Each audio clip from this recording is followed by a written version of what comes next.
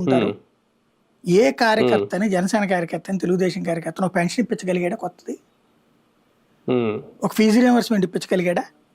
ఒక ఉమ్, ఆరోగ్యశ్రీ ఇప్పించగలిగాడా? ఉమ్, ఇంకెందుకు ఆ పోస్టులు?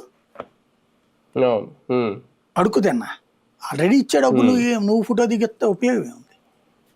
ఉమ్, కాబట్టి గ్రౌండ్ లెవెల్ కార్యకర్తలు నలిగిపోతున్నారు. ఈ ఉమ్, అసంతృప్తిని డైవర్ట్ చేస్తున్నారు వీళ్ళిద్దరు కలిసి నాయకులు తెలివిగా. మనం ఉమ్, అనుకునేటట్టు ఇదేమీ ఇది కాదు. అవునా, స్వపక్షంలో ఉమ్, విపక్షపు డ్రామా ఆడుతున్నారు. ఉమ్. ఫైనల్ ఇద్దరి లక్ష్యం జగన్. కానీ ఇలా చేస్తే చల్లారిపోద్ది అసంతృప్తి?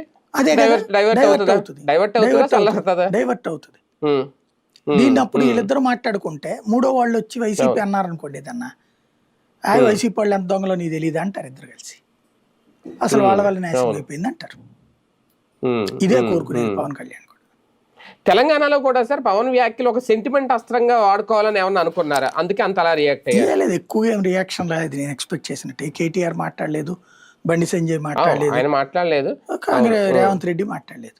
దాని కింద స్థాయి ఉమ్, చోట అంటేనే ఇష్యూ వాళ్ళు లైట్ ఉమ్, తీసుకున్నారు. ఎందుకంటే వాళ్ళందరూ కూడా పవన్ కళ్యాణ్ అభిమానులే, రాజకీయ అభిమానులు. ఉమ్. ఇప్పుడు చంద్రబాబు గారిని అభిమానిస్తున్నారు కాబట్టి కాంగ్రెస్ అంటే పార్టీ జగదీశ్వర్ రెడ్డి బీఆర్ఎస్ మాజీ మంత్రి, ఆయన ప్రస్తుతం ఎమ్మెల్యే.